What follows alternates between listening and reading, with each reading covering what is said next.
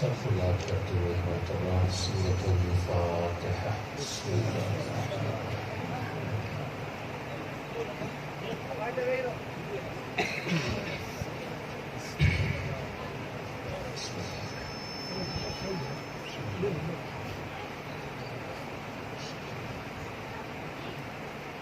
ربنا تقبل منا انك انت السميع العليم. صلى الله على محمد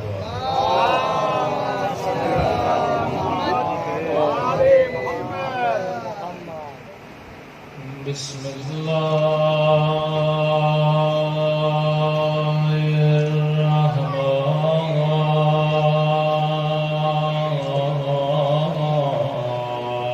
الرحيم.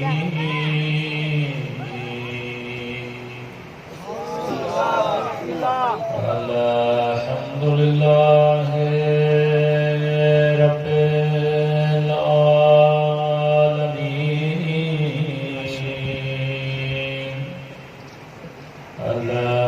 الحمد لله كما هو أهله. الصلاة والسلام على سيد المرسلين وخاتم النبيين أبي القاسم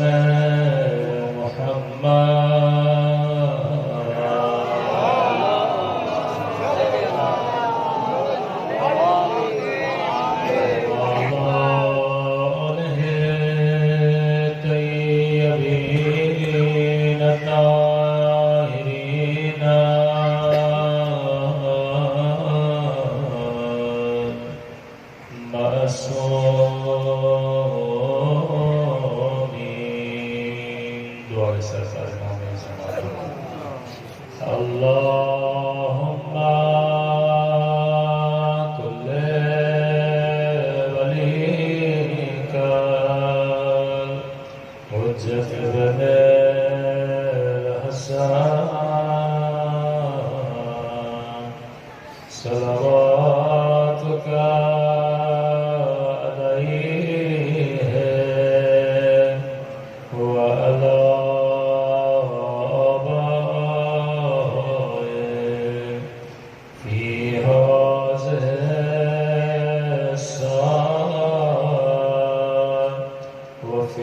كل ساعة وليا وحافظا وقائدا وناصرا ودليلا وعينا حتى تسكنه أرضك طوعا وتمتعه فيها طويلا برحمتك يا أرحم الراحمين.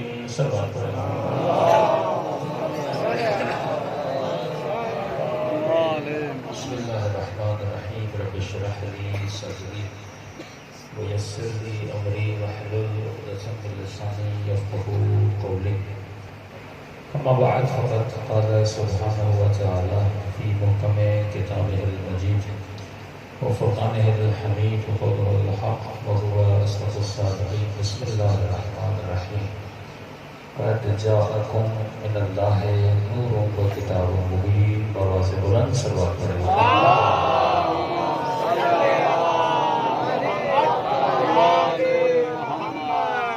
دعا ہے کہ پروردگار عالم ہم سب کی عزاداریاں اپنی بارگاہ عالی میں قبول فرما دے اور جس مقصد زندگی اور طہارت کی وجہ سے ان مجالس میں آتے ہیں، ان مقاصد میں ہم سب کو کامیابی نصیب فرما دے۔ دیکھیے کبھی کبھی انسان کالا لباس پہن کے گھر سے نکلتا ہے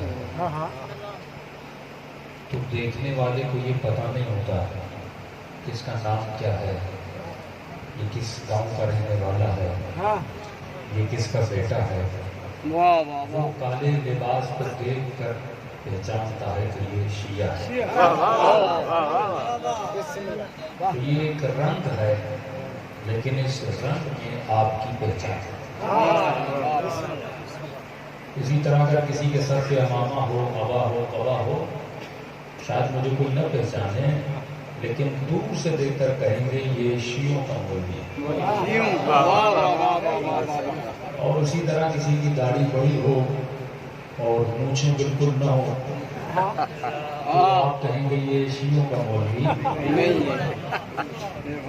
تو ہمارا لباس ہماری پہچان ہے۔ گھروں پہ علم کیوں لگاتے ہیں؟ علم لگا ہوتا ہے تو پتہ چلتا ہے یہ گھر کسی مولائی کا گھر ہے۔ تو مولا علی کا فرمان ہے، فرماتے ہیں شیعو کونوا لنا زینت، علی کے لیے زینت بنو۔ زینت کسے کہتے ہیں؟ حسن کو، حسین چیز کو۔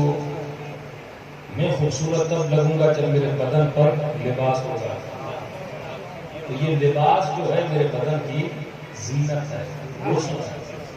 اچھا اس لباس کے اوپر عبا ہوگی اور زیادہ زینت آ جائے گی۔ آپ اگر عید پہ چلے جائیں، اچھا بوٹ، اچھا سینڈل، اچھا لباس، اچھی چیز، یہ ہے آپ کی زینت۔ مولا فرماتے ہیں اے شیعو علی کی زینت علی کا لباس نہیں، علی کی زینت علی کی عبا نہیں، علی کی زینت علی کا امامہ نہیں، تو علی کی زینت بن۔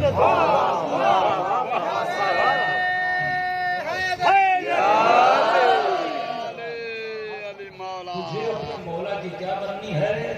زینت بننی ہے۔ دوسرا جملہ پڑھا، بلا تکونوا لنا شینا، علی کے لیے باعث ذلت نہ بن،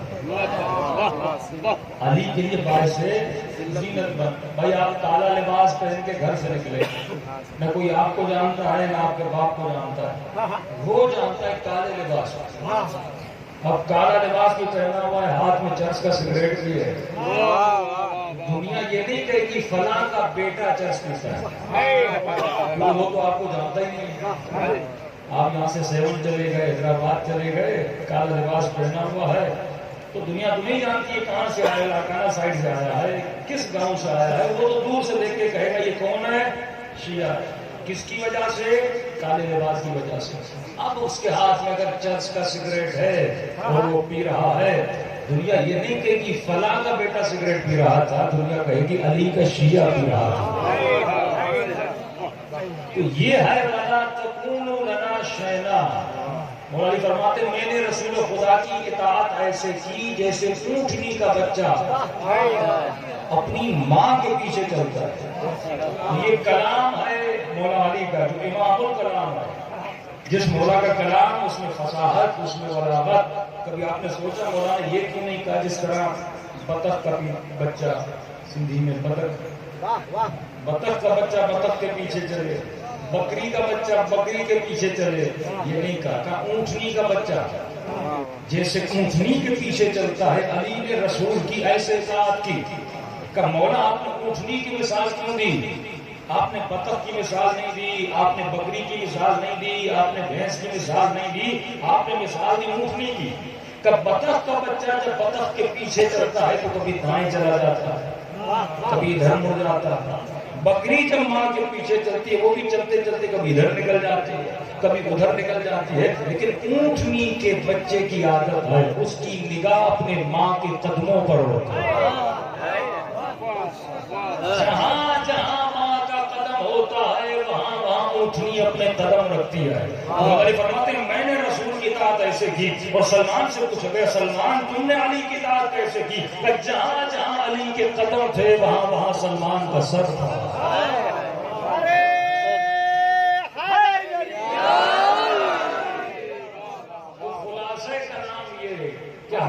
اس کائنات میں آئے کیوں، آپ اس کائنات میں کیوں آئے؟ ایک ہدف تھا، ایک مقصد تھا کہ اللہ کی آواز آتی ہے انسان اے چاند کو سجدہ کرنے والے، اے سورج کو سجدہ کرنے والے، اے پتھر کو سجدہ کرنے والے، اے آگ کے سامنے جھکنے والے، اے مال کے سامنے جھکنے والے، اللہ کی آواز آتی ہے اے میرے بندے یہ سورج میں نے تیرے لیے بنایا، یہ چاند میں نے تیرے لیے بنایا، یہ ستارے میں نے تیرے لیے بنائے، یہ پانی، یہ چرن، یہ پرند، یہ قندیل، یہ شمس و قمر، یہ سب کچھ میں نے تیرے لیے بنایا، لیکن اے بندے اس کائنات میں ایک چیز ہے جسے میں نے اپنے لیے بنایا ہے۔ خدا کس کو تو نے اپنے لیے بنایا؟ فرمایا اے میرے پیارے بندے میں نے تجھے اپنے لیے بنایا۔ اب جو چیز میرے لیے بنی میں اس کے پیچھے اس کو اپنا خدا مان لیتا ہوں، لیکن جب میں نے تمہارے وجود کو اپنے لیے بنایا۔ اور آسان کر کے آپ کو سمجھاؤں، دیکھیے آپ دکان پر گئے، آپ نے لیا موبائل، سب کے ہاتھ میں موبائل لیا، آپ نے موبائل لیا اور موبائل کا آپ نے آ کر اس ڈبے سے موبائل کو نکالا۔ جب موبائل آپ نکالتے ہیں اس ڈبے میں ایک چھوٹی سی ڈائری ہوتی ہے جس کو انگلش میں کہتے ہیں گائیڈ بک، چھوٹا سا کوئی کاغذ کا ٹکڑا ہوتا ہے۔ آپ گئے بڑا سا ٹی وی لے کر آئے، ٹی وی جب گھر میں لے کر آئے تو اس ٹی وی کے ساتھ بھی چھوٹی سی ایک ڈائری تھی۔ آپ گئے کیمرہ لے کر آئے، اس کو بھی ڈبے سے نکالا تو اس کے اندر بھی چھوٹی سی ڈائری تھی۔ پتہ ہے یہ ڈائری کیوں رکھی جاتی ہے؟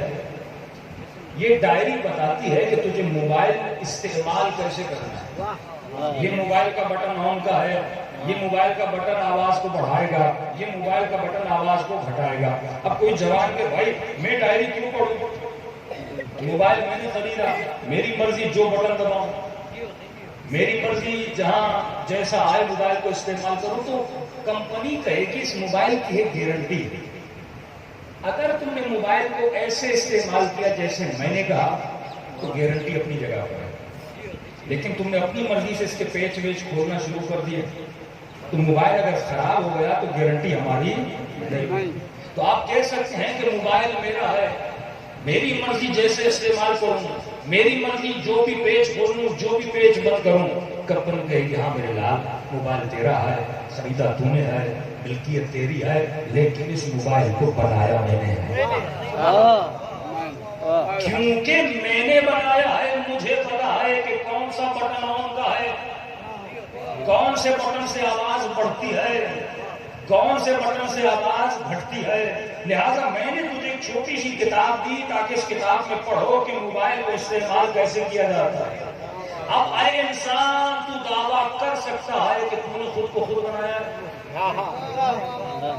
کوئی ایسا انسان جو کہے میں نے خود کو خود بنایا؟ اگر تو نے خود کو خود بنایا ہے تو پھر جب پیٹ میں تکلیف ہوتی ہے ڈاکٹر کے پاس کیوں جاتا ہے؟ آنکھ میں تکلیف ہوتی ہے ڈاکٹر کے پاس یہ جانا بتا رہا ہے کہ تجھے اپنے پیٹ کا کچھ نہیں پتا، تجھے اپنی آنکھوں کا کچھ نہیں پتا۔ تو وہ کمپنی جو چھوٹا سا موبائل بنانے کے بعد اس کے ساتھ ایک چھوٹی سی کتاب بھی دیتی ہے کہ تجھے اس موبائل کو کیسے استعمال کرنا ہے، تو وہ خدا جس نے اس جسم کو بنایا، کیا وہ بنانے کے بعد کوئی کتاب نہیں دے گا؟ مجھے اس جسم کو استعمال کیسے کرنا ہے، فرمایا گھبرانا نہیں۔ جس طرح موبائل کی کمپنیاں ایک چھوٹی سی کتاب دیتی ہیں، میں نے بھی تجھے بنانے کے بعد ایک کتاب بھیجی ہے جس کا نام ہے قرآن۔ اب جا کر قرآن سے پوچھ کہ اس مشین کو استعمال کیسے کرنا ہے، ان ہاتھوں کو استعمال کیسے کرنا ہے، ان آنکھوں کو استعمال کیسے کرنا ہے، اس زبان کو استعمال کیسے کرنا ہے، ان کانوں کو استعمال کیسے کرنا ہے، ان ٹانگوں کو استعمال کیسے کرنا ہے۔ اگر اپنی مرضی پہ تم نے استعمال کیا پھر کوئی گارنٹی نہیں جنت کی۔ گارنٹی تب ملے گی جب اس بدن کو ایسے استعمال کرو جیسے پروردگار عالم نے کہا۔ اچھا ایک اور مزے کی بات، جب آپ کافی لوگ پڑھے لکھے تو نہیں ہیں، وہ موبائل لے کر آیا بیچارہ، ساتھ میں گائیڈ بک بھی ہے، کبھی پڑھنا تو مجھے نہیں آتا، ٹھیک ہے پڑھنا نہیں آتا تو نیچے ایک نمبر بھی جس کو کہتے ہیں ہیلپ لائن، وہ نمبر ملا، وہ کمپنی والے تجھے بتائیں گے کہ اس موبائل کو استعمال کیسے کرنا ہے، وہ سمجھائیں گے۔ اب کوئی بندہ کہے کہ مجھے قرآن پڑھنا تو نہیں آتا، تو اللہ کی آواز ہے کہ گھبراؤ نہیں، میرے 12 ہیلپ لائنیں دی ہوئی ہیں، جب چاہو جس زمانے میں اس ہیلپ لائن پر نمبر ملا۔ تو کسی مومن نے کہا مولانا تو لوگ گمراہ کیوں ہوتے ہیں؟ جب قرآن بھی ہے اور 12 امام بھی ہیں مدد کرنے کے لیے، تو پھر لوگ گمراہ کیوں ہوتے؟ میں نے کہا مسئلہ یہ وہ رانگ نمبر بلاتے رہتے ہیں۔ اگر وہ نمبر ملاتے جو رسول خدا نے بتایا تھا، انا مدینۃ العلم وعلی بابها، میں شہر علم ہوں اور میرے بعد کسی ایرے ویرے کے دروازے پہ نہ جانا، دروازہ ایک ہے جس کا نام علی مرتضیٰ ہے۔ صلوات پڑھے محمد والا۔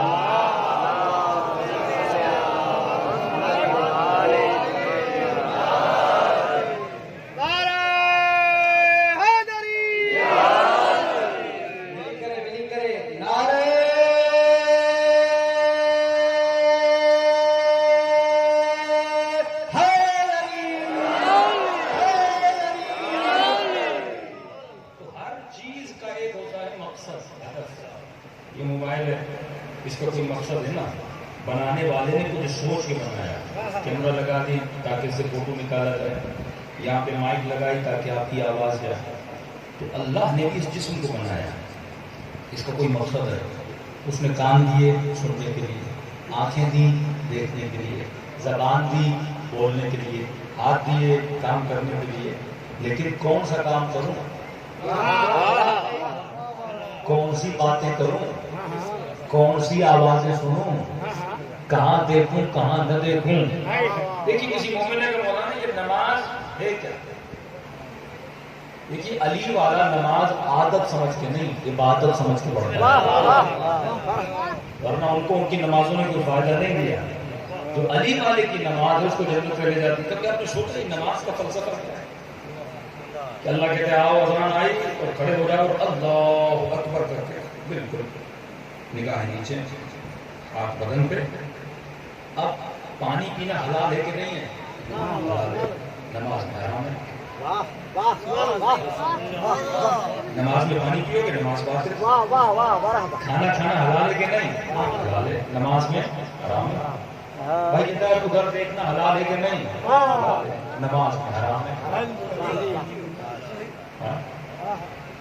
زبان سے بات کرنا حلال ہے کہ نہیں ہے؟ حلال ہے، لیکن نماز میں اگر کسی سے باتیں کرو تو نماز باطل ہے۔ کبھی سوچا یہ کیوں ہے؟ ہر چیز کا فلسفہ ہے، جب تک سمجھو گے نہیں۔ امام فرماتے ہیں 1 منٹ کا سوچنا 70 سال کی عبادت سے بہتر ہے۔ صرف ہوٹلوں پہ بیٹھ کے چائے مت پیو، گھنٹہ سوچا بھی کرو کہ خدا نے بنایا کیوں، میں کائنات میں آیا کیوں۔ یعنی چائے پی پی کے بندہ مر گیا پتہ ہی نہیں چلا۔ کہ معصوم فرماتے ہیں کائنات کی ہر لذت کی انتہا نجاست ہے۔ پانی پیا انتہا پیشاب نجاست، کھانا کھایا انتہا نجاست، نکاح کیا اس کی لذت کی انتہا نجاست۔ فرمایا انسان تم پوری زندگی ان لذتوں کے پیچھے ہو جن کی انتہا نجاست ہے، ان چیزوں کے پیچھے جاؤ جن کی ابتدا بھی طہارت ہو انتہا بھی طہارت ہو۔ اس کا نام ہے محبت علی، اطاعت علی ابن ابی طالب۔ تو ہر شے کا کیا ہے؟ ہدف ہے، ہر شے کا مقصد ہے۔ تو نماز میں کھڑے ہو گئے، کبھی سوچا اللہ 17 منٹ نماز میں بلاتا کیوں ہے؟ کہتے ہیں مولانا سرزی ہے، صبح کو اٹھا نہیں جاتا، نیند بڑی آئی ہے لیکن اللہ کی آواز اتنی، یہاں اذان آئی اٹھ، اٹھا کر مصلی پہ کھڑا ہو جائے۔ خدا کیا کروانا چاہتا ہے؟ خدا آپ کے ارادے کو مضبوط کرنا چاہتا ہے۔ کہ دیکھنا چاہتا ہوں سردی زیادہ لگتی ہے یا اللہ کی اطاعت زیادہ ہے۔ جس طرح نشائی کے لیے نشہ جو ہے بڑی اہمیت رکھتا ہے، نہ ملے تو بندہ سب کچھ کرنے کے لیے تیار ہو جاتا ہے۔ اللہ دیکھنا چاہتا ہے جو ایک نشے کے پیچھے اتنا جاتا ہے، اللہ کی نماز کے پیچھے بھی اتنا آتا ہے کہ نہیں۔ اور نشہ کون چھوڑتا ہے؟ وہ انسان کبھی بھی نشہ نہیں چھوڑ سکتا جس کا ارادہ کمزور۔ آج کہے گا بس آج کے بعد نہیں، 3 دن کے بعد پھر چلا گیا، پھر کہے گا بس آج کے بعد تو سگریٹ نہیں پیوں گا، 4 دن کے بعد پھر چلا گیا۔ کیونکہ معصوم فرماتے ہیں بعض لوگوں کے ارادے ہیں مچھر کی طرح، یہاں ہوا لگی یہاں چلا گیا، وہاں سے ہوا لگی یہاں چلا گیا۔ کہ مولا آپ کا شیعہ کیسے ہوتا ہے؟ فرمایا کہ جبل الراسخ، مضبوط پہاڑ کی طرح ہوتا ہے، کچھ بھی ہو جائے اپنی جگہ سے ہلتا نہیں۔ جنگیں ہوگی میں سب بھاگ گئے، علی ہو کے رہے۔ کیونکہ ارادہ پہاڑ کی طرح مضبوط ہے. مومن جب ارادہ کرتا ہے اس کے ارادے کو کوئی بھی توڑ نہیں سکتا. اب خدا نماز میں بلا کر تمہارے ارادے کو مضبوط کرنا چاہتا ہے. یہ بھی تبھی ٹائم کی پابندی. اب سوچیے نماز میں کھڑے ہو گئے, پانی پینا حلال نماز میں حرام, کھانا کھانا حلال نماز میں حرام, ادھر ادھر دیکھنا حلال نماز میں حرام, بات کرنا حلال نماز میں حرام. اللہ کہنا کیا چاہتا ہے؟ توجہ میری طرف ہے.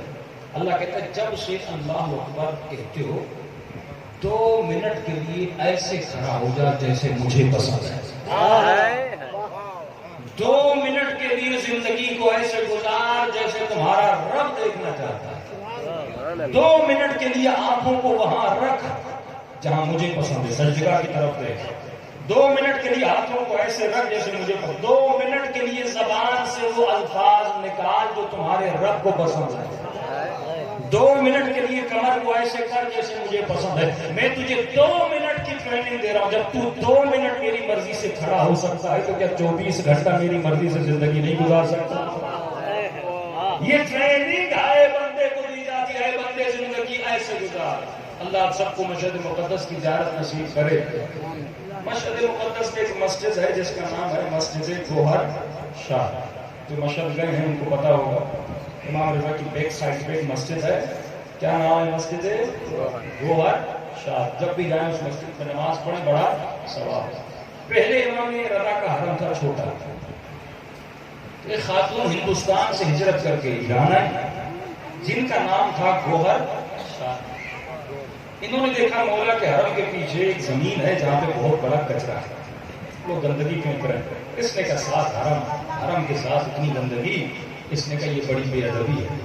مالدار تھی, اس نے یہ پوری زمین کا حصہ خرید لیا. خریدنے کے بعد اس نے کچرا اٹھایا, صفائی کروائی اور وہاں پر مسجد بنوائی. کہ آج حرم امام رضا میں سب سے بڑی مسجد ہے. اب سنیے معصوم کیا فرماتے. معصوم فرماتے ہیں انسان جب تمہارے بدن سے روح نکلے گی, جب تک تو زندہ ہے نیکی بڑھا سکتا ہے, برائی بھی لکھوا سکتا ہے, زندگی میں جو چاہے کر سکتا ہے. یہ 2 ملائک بیٹھے ہوئے ہیں, کسی کو گالی دی وہ لکھ لیں گے, کسی کو دعا دی لکھ لیں گے, کسی سے بغض کیا حسد, یہ سارے لکھ رہے ہیں. لیکن جیسے تو مر جائے گا اب نہ کوئی اچھائی بڑھا سکتا ہے نہ کوئی برائی گھٹا سکتا ہے. یہ بک ہے, کتاب ہے, جیسے روح بدن سے نکلے گی اور بندہ زمین پہ گرے گا یہ کتاب بن ہو جائے گی. لیکن فرماتے ہیں کچھ کام ایسے ہیں جو مرنے کے بعد بھی لکھتے جاتے ہیں. بندہ مر گیا لیکن اس کی کتاب اور خاکہ کھلا ہوا ہے. معصوم وہ کون سے کام ہے؟ پہلا کام. معصوم فرماتے ہیں ایسے بیٹے کی تربیت کر, ایسا بیٹا پال, نیک عبادت گزار. اب مر بھی جاؤ گے جب تک یہ بیٹا نماز اور عبادت کرتا رہے گا ثواب باپ کو ملتا رہے گا. دوسرا فرماتے کوئی ایسی کتاب لکھ, کوئی ایسی تقریر, کوئی ایسی کتاب, کوئی ایسا کام کر کے جائے کہ مرنے کے بعد لوگ سنتے رہیں, لوگوں کو ہدایت ملتی رہے. تم اگر مر بھی جاؤ گے ثواب تو ملتا رہے گا. تیسرا کام فرماتے کوئی مسجد بنا کے جا, کوئی ماں بارگاہ بنا کے جا, کوئی مدرسہ بنا کے جا. جب تک لوگ وہاں پہ نماز پڑھتے رہیں گے تو مر بھی جائے تجھے ثواب ملتا رہے گا. رسول خدا کے پاس 2 بیٹے آئے, یا رسول اللہ ہمارے باپ کا انتقال ہو گیا اور باپ نے بہت ملکیت چھوڑی ہے, لیکن اللہ کا شکر ہمارے پاس زمینیں سمال سب کچھ ہے, ہم اپنے باپ کی ملکیت نہیں لینا چاہتے, ہم چاہتے ہیں اس کو ثواب ملے. تو کیا کرنا چاہتے ہیں؟ ہم سارا مال اللہ کی راہ میں دینا چاہتے ہیں. رسول خدا نے کہا بسم اللہ تھا کہ ہمارے بابا کو ثواب ہو. انہوں نے سارا مال دیا. عربوں کے پاس کھجوروں کے گودام ہوتے تھے, فقیروں کو بلایا اور ہر فقیر کو ہر گھر کو انہوں نے کھجوروں کے گودام خالی کر دیے. آخر رسول خدا گودام کے اندر آئے, زمین پر ایک کھجور پڑی ہوئی تھی. رسول نے اس کھجور کو اٹھایا, جملہ سنیے گا, اس کھجور کو اٹھایا, فرمایا جتنا مال تم نے بابا کے مرنے کے بعد اللہ کی راہ میں دیا ہے, اگر وہ اپنی زندگی میں خود یہ ایک کھجور دیتا اس کا اجر سارے مال کی تقسیم سے زیادہ. جو خود اپنی زندگی میں کر کے جاؤ اس کی بڑی قیمت ہے. اب خانم گوہر شاہ جیسے یہاں پر آئی, میں نے بہت بڑی مسجد بنوائی. اب مسجد بنوائی, آج جتنے بھی نمازی نماز پڑھ رہے ہیں ثواب ان کو مل رہا ہے کہ نہیں مل رہا؟ ثواب ان کو مل رہا ہے. مسجد بنانے کے بعد انہوں نے مزدوروں کو بلایا. سارے مزدور آئے, کام کرنا شروع. یہ روزانہ جاتی تھی, دیکھتی تھی کام کیسا ہو رہا ہے. ان مزدوروں میں ایک جوان مزدور تھا، جوان سال کا. اب جیسے خانم گوہر شاہ یہ خاتون نیک پاکیزہ پاک سیرت آئی اور دیکھنے لگی مزدور کام کر رہے ہیں. اس جوان مزدور کی نگاہ خانم گوہر شاہ کے چہرے پہ پڑ گئی. بس نگاہ کا پڑنا تھا، یہ تو عاشق ہو گیا. اس نے کام پہ آنا چھوڑ دیا. 1 دن 2 دن 3 دن 4 دن ہفتہ گزر گیا. خانم گوہر شاہ کا یہ مزدور آ گیا، ہفتے سے زیادہ ہو گیا، زندہ بھی ہے کہ نہیں، کہاں چلا گیا؟ کا خبر تو لے کر آؤ. اس کے گھر گئے. اس کی ماں نے کہا کہ یہ کام پہ آنا نہیں چاہتا. خانم گوہر شاہ نے اس کی ماں کو بلایا کہ کیا مسئلہ ہے، بیمار ہے؟ کہ نہیں خانم گوہر شاہ مسئلہ یہ ہے نہ کھانا کھا رہا ہے نہ پانی پی رہا ہے. کہہ رہا ہے کہ میرا رشتہ لے کر جاؤ خانم گوہر شاہ کے پاس. جب تک شادی نہیں کریں گی میں نہ کھانا کھاؤں گا نہ پانی پیوں گا. وہی حرکتیں جو آج کے لڑکے ماں باپ کو کہتے ہیں شادی نہیں کراؤ گے فلاں سے تو نہ کھانا نہ پانی. عشق مجاز میں انسان اتنا پاگل ہو جاتا ہے. اگر یہ حقیقت کا عاشق بنے، اگر یہ خدا کا عاشق بنے. خانم گوہر شاہ نے کہا میرا شوہر مر چکا ہے، عمر رسیدہ، میرا کوئی ارادہ بھی نہیں ہے شادی کرنے کا. اب بوڑھی ماں ایک بیٹا قدموں پہ گر گئی. آپ ہاں بول دیجئے میرا بیٹا مر جائے گا، کچھ تو کریے. اب علی والی تھی، علی والا اگر خود علی والا ہے تو سنت علی ہے کہ کسی اور کو بھی علی والا بنائے. اگر آپ نمازی ہو تو کسی اور کو نمازی بنا، حسینی ہو تو کسی اور کو حسینی بنا. خانم گوہر شاہ نے ایک شرط رکھی کہ اگر آپ کا بیٹا یہ شرط مان لیتا ہے تو میں شادی کر دوں. انہوں نے کہا کہ کیسی شرط؟ انہوں نے کہا سمپل چھوٹی سی شرط ہے، اگر تمہارا بیٹا 40 دن نماز تہجد پڑھے. کون سی نماز؟ پتا تو ہے نا تہجد کیا ہے. 40 راتیں نماز شب یا نماز تہجد پڑھے تو میں شادی کریں گے. انہوں نے کہا خانم گوہر شاہ یہ تو 1000 راتیں پڑھنے کے لیے تھے. جس نے خدا کے لیے ماتھا نہیں دے گا وہ اللہ کے بندوں کے لیے ماتھا دے گا. کہا کہ 40 راتیں نماز شب پڑھے. یہ ہے علی والی کا کردار. ہمارے گھروں میں رشتے آتے تو پہلا سوال کیا ہوتا ہے؟ بنگلہ ہے کہ گاڑی ہے؟ مال کتنا ہے؟ زمینیں کتنی ہیں؟ ہاں کبھی وہ سوال نہیں کیا. اگر مال دیکھ کر بیٹیاں دینی ہوتی تو رسول کبھی علی کو بیٹی نہ دیتے. کردار، رفتار، اخلاق، صحبت سیکھا کرو. اگر اپنی بیٹی کی زندگی کو بنانا ہے. رسول خدا کا فرمان ہے اگر کسی نے مال دنیا کو دیکھ کر کسی گنہگار اور شرابی کو اپنی بیٹی دی، جب یہ مرد آئے گا ملائکہ کہیں گے لکھو اس کے نام اعمال میں سے بیٹی کی شادی نہیں کروائی تھی بلکہ اپنی بیٹی کا گلا اور قتل کر دیا. یہ قاتل بیٹی ہے. کیوں؟ کیونکہ تمہاری بیٹی سے نسل بڑھے گی. کسی ایسے جوان کو دو، کسی ایسے پاکیزہ گھر میں بیٹیوں کی شادی کرواؤ جہاں سے نسل علی بڑھے. جس گھر میں علی اکبر جیسے جوان پیدا ہوں، قاسم جیسے بچے پیدا ہوں. تو آج ہم شرطیں کیا رکھتے ہیں؟ کبھی شرط رکھیے جوان تب بیٹی دوں گا جب نمازی بن جائے، تب بیٹی دوں گا جب داڑھی رکھ لے، تب بیٹی دوں گا جب یہ فلاں گناہ کی عادت کو چھوڑ دے. ہماری شرطیں کیا ہوتی ہیں؟ مال ہے، دولت ہے یا نہیں ہے. لیکن یہ تھی علی والی. انہوں نے کہا شرط دیا ہے کہ 40 راتیں نماز تہجد پڑھے. ماں خوشی خوشی گھر پہنچی. بیٹے کو کہا کہ خوشخبری ہے، بس شادی سمجھ ہو گئی. بہت خوش ہوا. تو اس نے شرط رکھی. تو ہم کوئی بڑی شرط تو نہیں رکھی، عامدن ایسی شرط رکھی ہو جان بوجھ کے میں پوری ہی نہ کر سکوں. کہ نہیں، بڑی سمپل سی شرط ہے. کہا ہے کہ 40 راتیں نماز شب. اس نے کہا یہ کون سی بڑی بات ہے، میں پوری زندگی اس کے لیے نماز پڑھنے کے لیے تیار ہوں. اب اس جوان نے نماز پڑھنا شروع کی. 10 دن گزرے، 20 دن گزرے، 30 دن گزرے، 40 دن گزرے، 50 دن گزر گئے، 60 دن گزر گئے، 70 دن گزر گئے. خاتم گوہر شاہ پریشان، کوئی خبر نہیں آئی، نہ کام پہ آتا ہے نہ پتہ چلا. وہ خود اس کے دروازے پہ پہنچے. دروازہ کھٹکھٹایا. بوڑھی ماں باہر آئی کہ کوئی خبر نہیں دی بیٹے نے نماز پڑھی کہ نہیں پڑھی. کہ خانم گوہر شاد ابھی تک پڑھ رہا ہے. میں کئی بار کہہ چکی بیٹا 40 دن گزر گئے، اب چلو رشتہ لینے جاتے ہیں، لیکن مجھے منع کر دیتا ہے. تو سمجھ نہیں آتی. خانم گوہر شاد کا ذرا بیٹے کو بلا کر لا. ماں بیٹے کو بلا کر لاتی ہے. اب بیٹا وہ پہلے والا بیٹا نہیں ہے، اب آنکھوں میں حیا ہے، اب وجود میں شرم ہے. یہ خانم گوہر شاد کے سامنے کھڑا ہو گیا، نگاہ ادب نگاہ حیا سر جھکا کر سامنے کھڑا ہے. خانم گوہر شاد نے کہا 40 دن نماز پڑھی؟ کہنے لگا ہاں خانم گوہر شاد میں نے نماز پڑھ لی. جب پڑھ لی تو میرا رشتہ لینے کے لیے کیوں نہیں آیا؟ کہنے لگا خانم گوہر شاد ایک مجبوری ہو گئی ہے. کیسے مجبوری ہے؟ جب میں نے نماز نہیں پڑھی تھی تو میں آپ کے عشق میں گرفتار تھا، لیکن جب سے نماز شب اور تہجد پڑھی ہے آج کے بعد میں خدا کے عشق میں گرفتار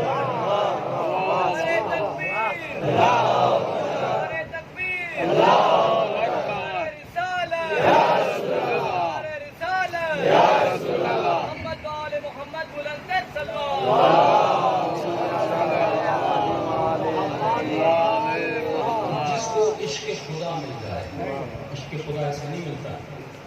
کسی نے کہا مولانا آپ کہتے ہیں نماز میں عبادت میں مزہ ہے، ہمیں تو مزہ نہیں آتا، ہم تو جلدی جلدی پڑھ کے چلے جاتے ہیں، ہمیں تو کوئی مزہ نہیں آتا. میں نے کہا مزہ ہے نہیں آتا، اس کی وجہ ہے.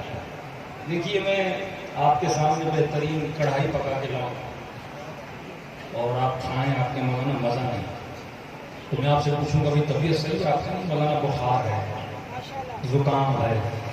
تو میں کہوں گا ہاں بخار کی وجہ سے مزہ نہیں آتا، زکام کی وجہ سے کھانا پھیکا لگ رہا ہے.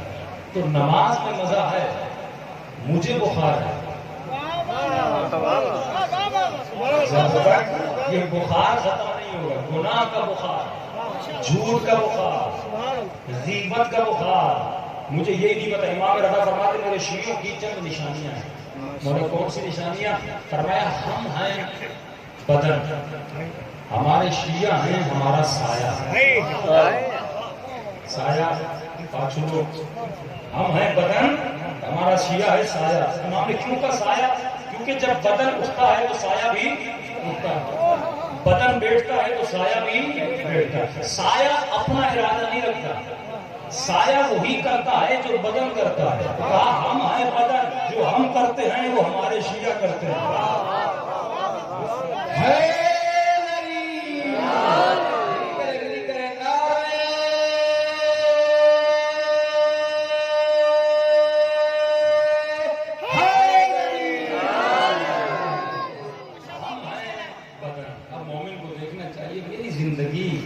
ایسے گزر رہی ہے جیسے مولا علی کے میں مجلس میں آ کے رو کے صرف دیکھیں خالی کر کے چلا جاتا ہوں، یا اس مجلس سے کچھ لے کر بھی جاتا ہوں. جو مجلس انسان کو حر نہ بنائے، جو مجلس انسان کو جنتی نہ بنائے، اس مجلس سے کچھ سیکھ کر جاتا. اہل بیت نے کبھی چوری کی؟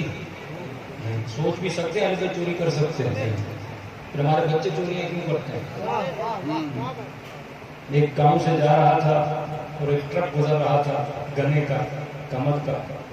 چھوٹے چھوٹے بچے وہ کمر اتار رہے. اب یہ بچہ بغیر اجازت کے کسی اور کے مال کی کمر اتار رہا ہے، لے رہا ہے اور کھا رہا ہے. اور امام حسین لشکر یزید کو کیا کہنے لگے کہ اس لیے حسین کی باتوں کا اثر نہیں ہوتا کیونکہ تمہارے پیٹ میں حرام ہے.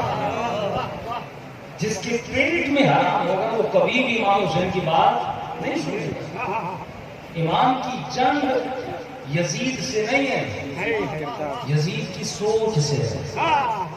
شہید مطہری ایران کے بہت بڑے عالم دین ہمیشہ دعا کرتے تھے خدا مجھے کبھی اپنے ساتھ نہ بنانا، خدا مجھے کبھی شمر نہ بنانا. جانتے یعنی مجھے کبھی ظالم نہ بنانا، مجھے کبھی یزید کی طرح شرابی نہ بنانا، مجھے کبھی اپنے ساتھ کی طرح سنگ دل نہ بنانا.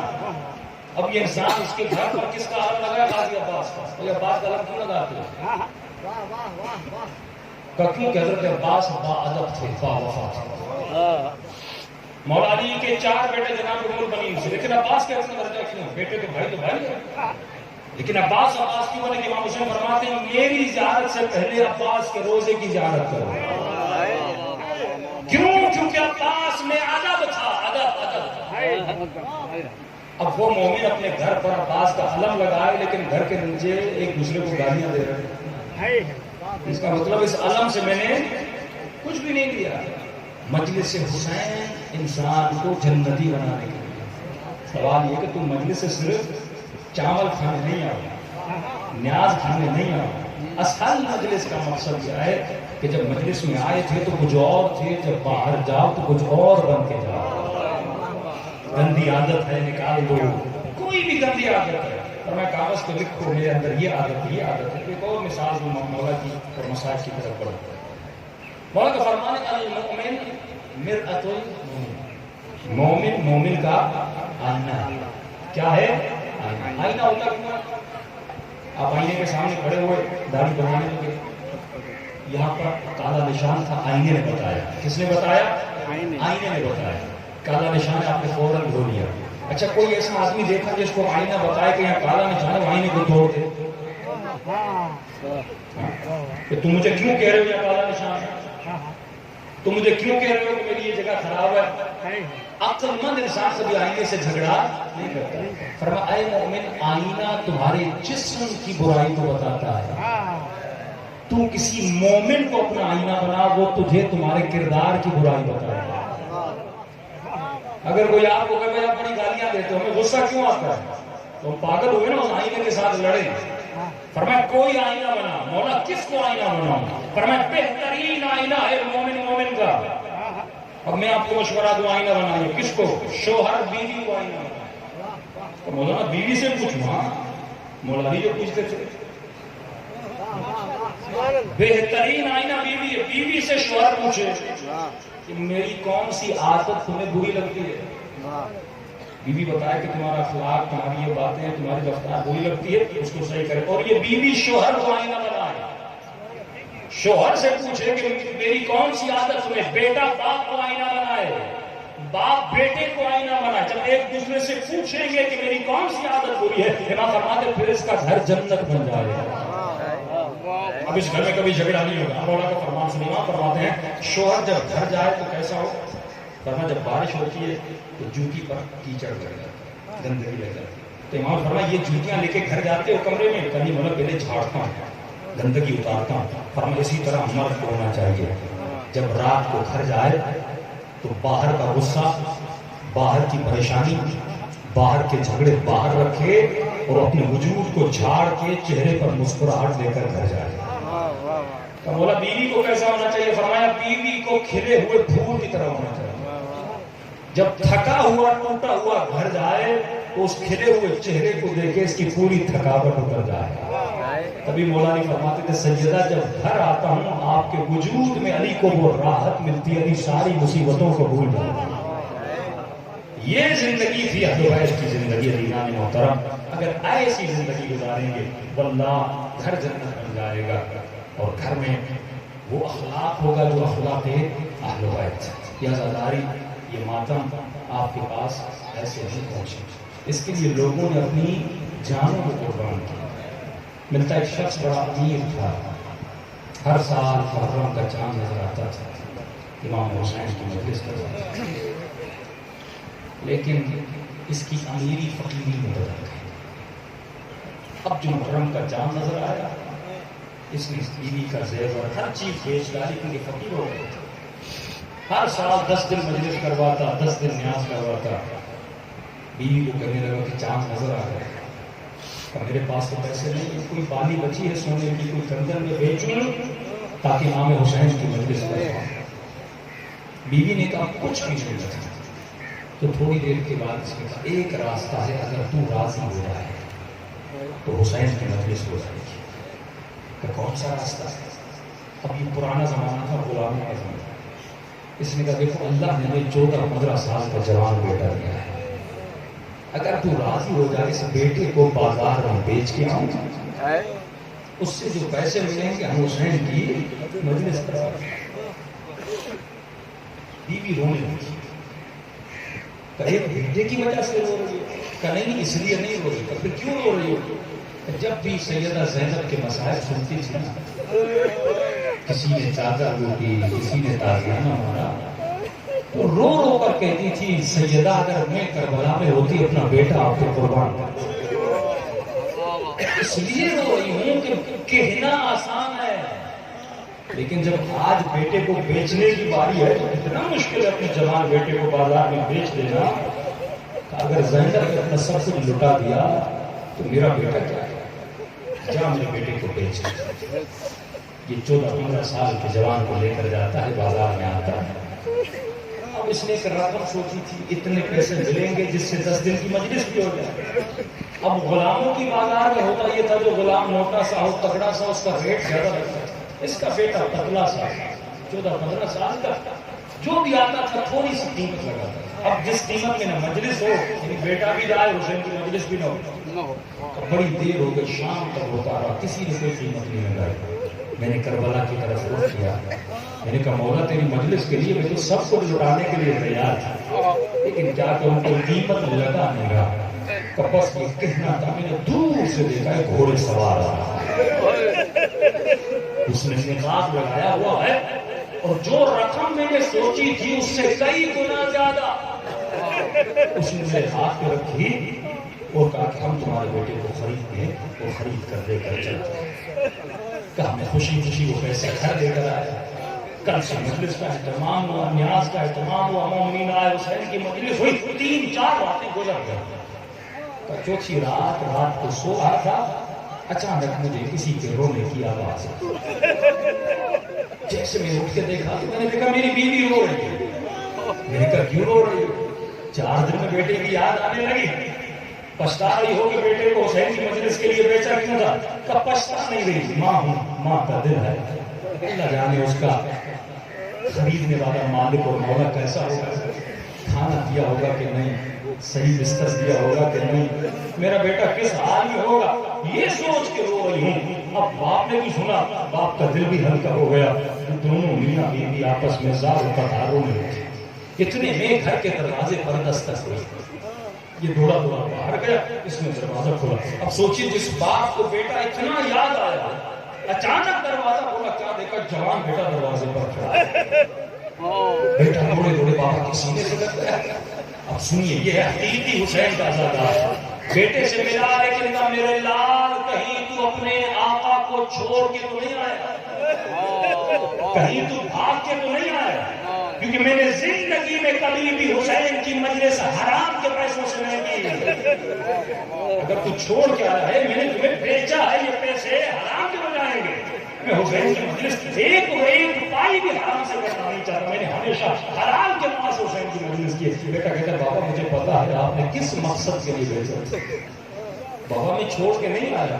بیٹا پھر یہاں کیسے؟ کہ بابا آج ہی کی رات تھی، مجھے آپ کی یاد آئی تھی، اماں کی یاد آئی تھی، میں رو رہا تھا، میرا مالک جس نے مجھے خریدا تھا اس نے میرے رونے کی آواز سنی اور آ گیا کہ میرے لال کیوں رو رہے ہو؟ میں نے کہا کہ بابا کی یاد آ گئی۔ اچھا ماں باپ تجھ سے پیار کرتے تھے؟ کہاں کرتے تھے؟ کبھی کیسا باپ ہے جس نے تجھے بیچ ڈالا؟ تو مجھ سے پیار کرتا ہے لیکن حسین سے زیادہ کس کے لیے بیچا؟ کہ حسین کی مجلس کے لیے بیچا۔ مجھے بھی کوئی پچھتاوا نہیں ہے کیونکہ آقا کی مجلس ہونی ہے۔ اتنا کہنا تھا، اس بزرگ نے کہا کہ مجھ سے بہتر کون جانتا ہے کہ بیٹے کی جدائی کا درد کیا ہے۔ میرے لال اٹھ کے کھڑا ہو جا اور جا، میں نے تجھے آزاد کر دیا، جا اپنے باپ سے جا کر مل، تو چلا کر گھر جاؤں گا، بابا پوچھیں گے کہ تجھے آزاد کیا تو کیوں کیا اور کس نے تجھے آزاد کیا؟ کہ گھر جانا اور میرا سلام اپنے بابا کو دینا، میرا سلام اپنی ماں کو دینا اور کہنا جس حسین کے لیے بیٹے کو بیچا تھا اسی حسین نے تیرے بیٹے کو آزاد کیا۔ بیچ دو ان کو حسین کی راہ، امام فرماتے میں تجھے خریدنے کے لیے تیار ہوں، یہ کوئی ہور بننے کے لیے جو آ جائے، یہ کوئی جو جنت میں جانے کے لیے تیار ہو جائے۔ عزیزو یہ آنسو اگر مجھے جنتی بناتا ہے تو یہ آنسو کام کرتا، دلوں کو کربلا لے جائیں تو چن لے میرے چوتھے امام سجاد فرماتے ہیں کثرت سے میرے بابا حسین کو سلام کرے۔ مولا کیوں سلام کرے تو فرمایا کیونکہ عاشورہ کے دن مسلمانوں نے میرے بابا کو سلام نہیں کیا تھا، بولا کیوں نہیں کیا؟ کیونکہ سلام مسلمان کو کیا جاتا ہے، میرے بابا کو مسلمان بھی نہیں سمجھا جاتا۔ دلوں کو کربلا لے جائیں، روحوں کو کربلا لے جائیں، اور ایسے سلام کریں جیسے بی بی زینب اپنے بھائی کو سلام میں سلام بھیجوں گا، آپ سنیں گے، نہیں آتا تو زبان کے نیچے دوہرائیے ان سلاموں کو، لیکن یاد رکھیے آج جب آپ سلام کریں گے نا کوئی آپ کو تماچا نہیں مارے۔ آج آپ مولا حسین پہ رو رہے ہیں نا، آپ میں سے کوئی پیاسا نہیں ہے، جب آپ روتے ہیں نا کوئی آپ کو تازیانہ نہیں مارتا، لیکن کربلا میں جب 4 سالہ سکینہ ہوتی تھی تو ظالم کو تماچے مارتا تھا۔ بی بی فرماتے ہیں ہمیں رونے بھی نہیں دیا، جی بھر کے ملعون نے ہمیں رونے بھی نہیں دیا۔ اسی لیے فرمایا آزادار ایسے میرے حسین پہ رویا کر جیسے بوڑھی باپ کے جوان بیٹے کے جنازے پہ رویا۔ تو کہا جب روئے تصور کر کے رویا کر، یہ تمہاری زندگی کی آخری مجلس ہے، قیامت کے دن ہر آنکھ روئے گی۔ فرمایا 2 آنکھیں کبھی نہیں روتی، وہ آنکھ جو حسین پہ روئے اور وہ آنکھ جو اپنے گناہوں پہ روتی۔ السلام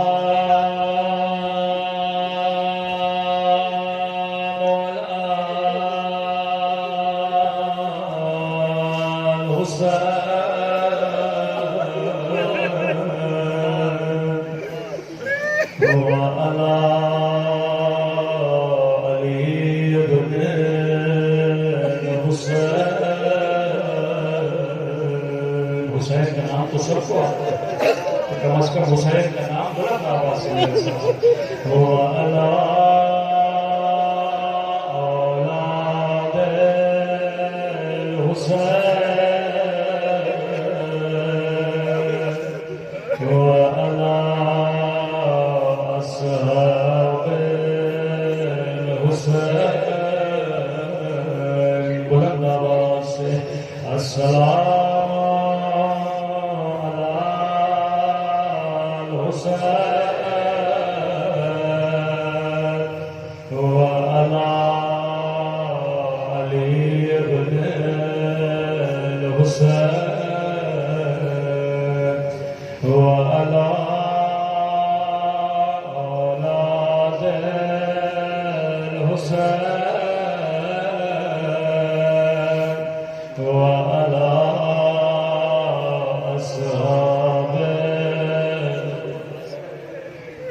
میرا سلام ہو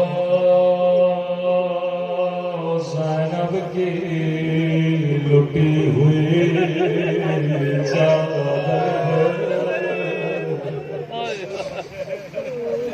ایک سلام امام زمانہ کا سلام، میرے جملے میں فرمایا میرا سلام ہو سکینہ کے زخمی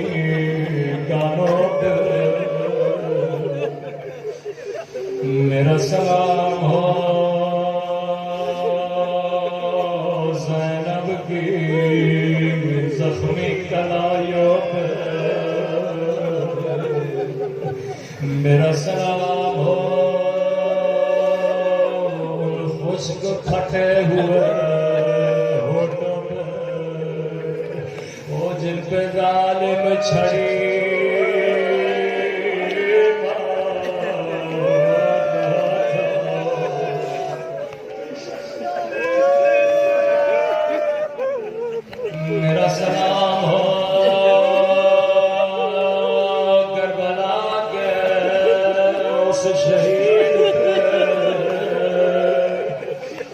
جس کی گردن کو پیچھے سے کاٹ گیا، امام زمانہ فرماتے ہیں آزادار تو پانی روتا ہے لیکن میں خون روتا ہوں، ہم نے کانوں سے سنا میری پھپھیوں کی چادر چھین کے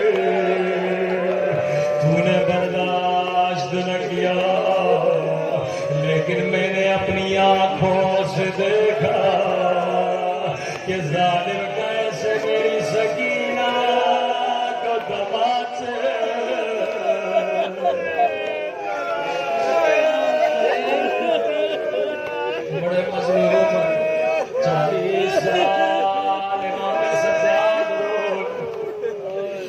گھٹی پانی پیتے تھے زارو قطار روتے تھے ہائے میرا علی اصغر ہائے میرا پیاسا بابا بازار میں جاتے تھے گوشت پہ نگاہ پڑتی تھی زارو قطار روتے تھے کسائی اپنے گوشت پہ کپڑا ڈال لیتے تھے کہیں سجاد کی نگاہ نہ پڑتا ایک دن کسائی کپڑا ڈالنا بھول گئے جیسے امام سجاد کی نگاہ گوشت پہ پڑ گئی زمین پہ بیٹھ گئے رو کر کہنے لگے ہائے میرا علی اکبر ہائے میرا قاسم اپنی جگہ سے اٹھے تین سوال کیے رو کر کا کسائی جب تو ذبح کر رہا تھا کیا تو نے حیوان کو پانی پلایا تھا یا نہیں کہتا مولا میں مسلمان ہوں مجھے پتا ہے حیوان کو پانی پلایا جاتا ہے رو کر کہنے لگے میرے 3 دن کا پیاسا بابا ہائے میری سکینہ ہائے میرا ننگا سالے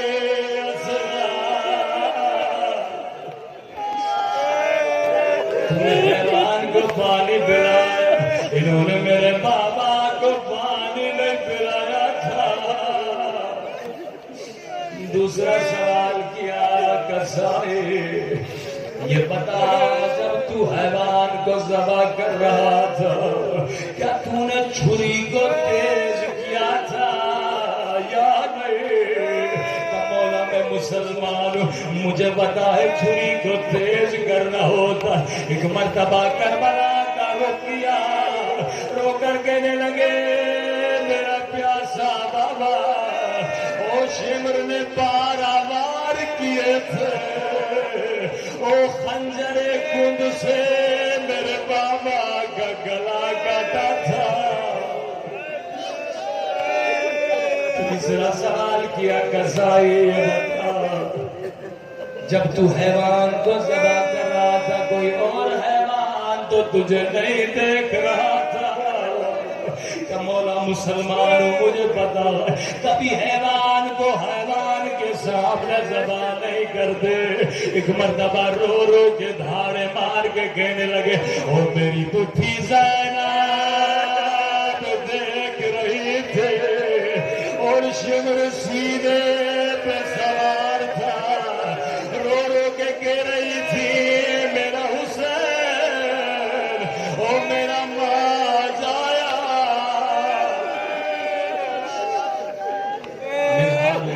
آپ بہت روتے ہیں کبھی ہائے علی اکبر کبھی ہائے قاسم کبھی ہائے حسین مولا شہادت تو آپ کا ورثہ ہے امام نے فرمایا بلال تو نے انصاف نہیں کیا اکبر کے سینے میں برچھی لگنا میرا ورثہ ہے عباس کے بازو اٹھانا میرا ورثہ ہے وہ سکینہ کو تماچے لگنا میرا ورثہ ہے لیکن منحال یہ بتا وہ شرابی کی دربار میں ماں بہنوں کے ساتھ جانا کیا یہ بھی سجا